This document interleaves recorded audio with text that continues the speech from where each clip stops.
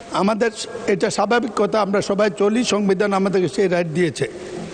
কুমিল্লা কালকে আমি ছিলাম, কালকে একটি দুঃখজনক ঘটনা ঘটেছে।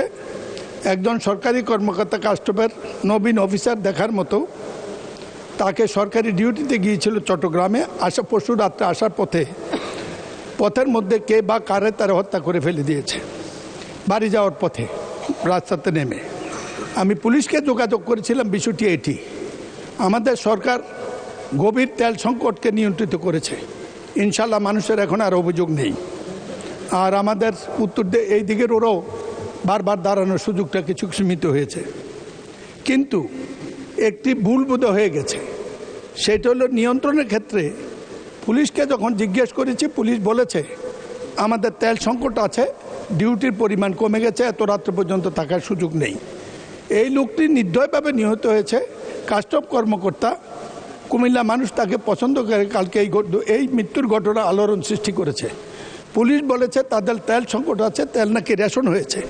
পুলিশকে তেল রেশন না করলেও আমি মনে করি অসুবিধা হবে না। এমনি আইনশৃঙ্খলা পরিস্থিতির উন্নতির দিকে আমি স্বরাষ্ট্রমন্ত্রী এখানে নাই, মাননীয় প্রধানমন্ত্রীর দৃষ্টি আকর্ষণ করব।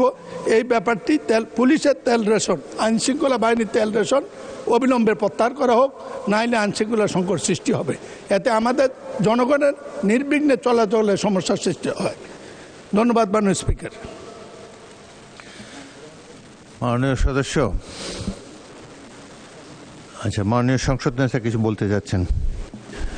মাননীয় স্পিকার, আপনাকে ধন্যবাদ। মাননীয় সংসদ সদস্য, আপনি যে কনসার্নটি এক্সপ্রেস করেছেন, মাননীয় স্পিকার, মাননীয় সংসদ যে কনসার্নটি এক্সপ্রেস করেছেন, এই বিষয়টি এরই মধ্যে আমরা অ্যাড্রেস করেছি।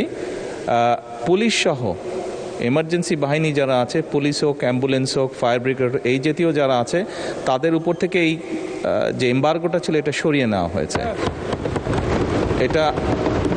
এটা আরও 2 দিন আগে এই সিদ্ধান্তটি আমরা গ্রহণ করেছি, 2 দিন আগে এটি ক্লিয়ার করে দেওয়া হয়েছে।